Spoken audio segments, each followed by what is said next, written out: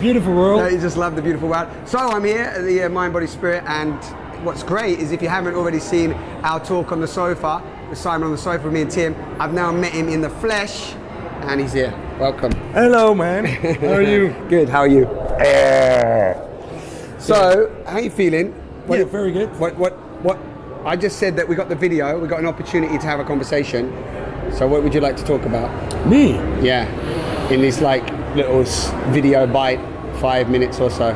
Well, I don't really have a plan, you know. No, That's maybe something to talk about not having a plan, having an empty agenda. Yeah. So I did my thing this morning, workshop and a guided meditation in the mantra lounge, and after that I don't have a plan. Nice. And you know, it's great to not have a plan, right? Yeah, I like that. I think it's a bit of a paradox, but I love paradoxes, as you might know. Yeah. Is that to keep high on your agenda, to have an empty agenda, is one of the most spiritual things you can do. Yeah. Nice. Yeah. You know, because so with that, because I know how you simplify things, which is great.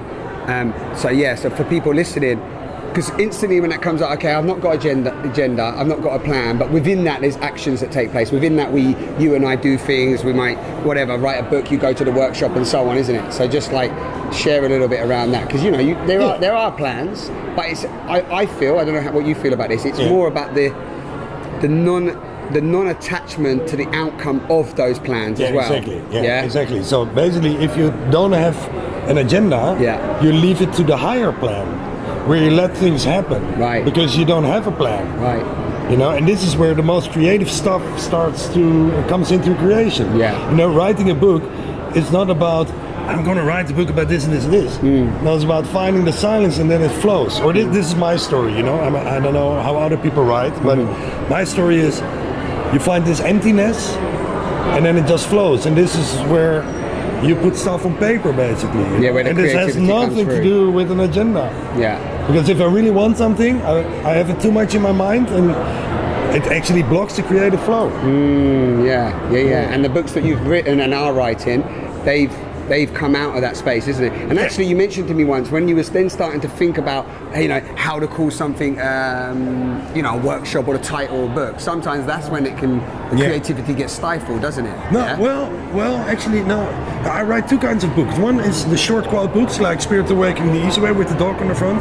And this is, it just comes. I write it down and I don't look at it. And then I see it 3 months later when I put it in my computer. I'm like, I couldn't put that into my book. So this is really from my intuition or from high up or whatever.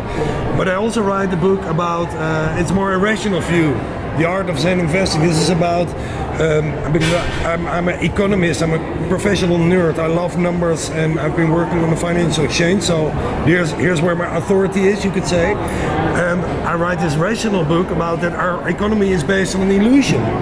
So it's a very spiritual book, but from a rational point of view. So I do both, basically. Yeah. So it's both good, It's not that the one is better than the other. It's just, I think the mix of the two is the best. And if you're talking about a title, I think a title comes from above. Yeah. You can't make it up.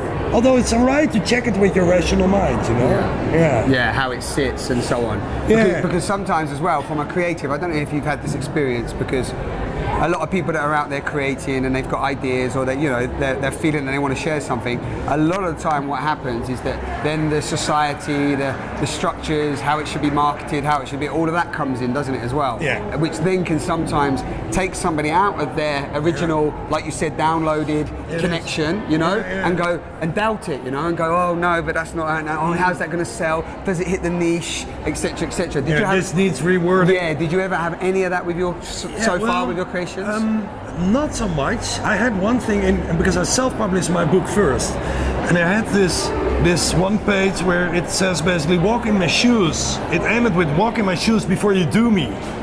Yeah, and this was, I knew this could mean something sexual, but this is the Dutch guy in me, well, you know what I understand. It's about before you have an opinion about me. Yeah. And this really needed to be rewarded. Yeah. Hay House was really saying we're not sure if, of course. Really cute, actually. But this was a no-go. But most of the text that I created was fine the way it was. So only little, but I think I was lucky. And this is a real challenge because, but it is this balance between mind and heart, you know, or intuition and mind, or rational mind and intuitive mind. And my creation comes most from the intuitive mind, and then there comes the check with the rational mind. And this is, if you write a book, a publisher that wants to edit it. And it's okay, you know. This is also the challenge for our own ego to let go. To let go, because this book of mine is one of my children, and same with your children. You know, I have 4 of them, and 3 of them are in their puberty, 15 and 13. You know, so in 2 years' time, and the his first hair's will not go. falling out. And his hair's not falling out. You got 3 children in their puberty. 4. Three in their puberty. And his hair's not falling out, so something must be going right. Something must be happening. Sorry, I stopped your flow, but yeah, you were saying about the letting go with children as well, right? Yeah. So and writing a book and letting it go. You know, somebody once said to me, "You know what you should do? You should literally burn your own book." And I just had to laugh, like, "Yeah, you're right." You know, because just to not, if you make it too important, and especially if you make your book about spirituality too important. Yeah. Come on, you didn't get it. Yeah, you know? you've lost it yourself. Yeah. And this is for every artist in general. You start out in your attic, and you just are, you know, from the heart, and then you become popular, and maybe even famous. Yeah. And then maybe money comes in. Yeah. And where are you then? And this is the true life lesson. Can you still be this artistic guy? Yeah. Or do you suddenly get your... And can you still hold the authenticity and the sovereignty? Exactly. Yeah. And just express and be free. Yeah. And I'm just going to share a little something, because one of the guys that we're doing the global love letters here, and peace. And one of the team went to Tim's workshop, because that's why Tim's here also doing a workshop. And they said that they loved at the very end, you said something which is, you probably say this quite often. I know me and you have spoken about it before, but take what I'm saying today, but also throw it all away and just connect to your own truth. Yeah, but you say it however you say it. Well, what I'd say is, listen, I can only tell you, I've the ability to make a lot of my dreams come true. And the dreams that don't come true, I don't make them that important. So just a way of living that works for me, and phases on works for me. You know, so I'm not telling you or anybody else, you know, like, this is the way. I can only tell you what works for me, and I hope to inspire you to make your own set of tools, what works for you. But yeah, you shouldn't believe a word I say, and if you think it's all bullshit, sorry, it's fine. I love it, you know? Yeah. And this is what it's about. Yeah. Everybody has their own path, and you can get inspired by other people, but the only guru is you, your intuition for you, and me for mine. Exact. And at the same time, everybody and everything you meet on your path is a teacher. Exactly. Yeah. I said that exactly the same the other day.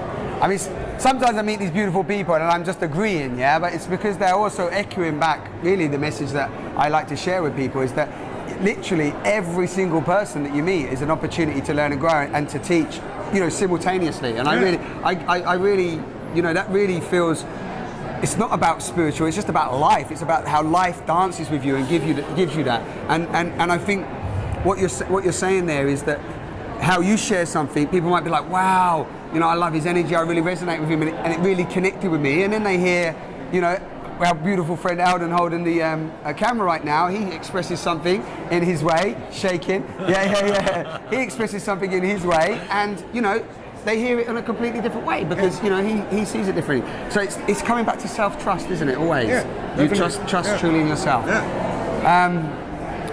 Anything you want to share in this little video bite to the world? You and I have got this opportunity to come together in the flesh and say hi. Anything you'd like to just throw out now? I know you're always, you know, sharing what you share.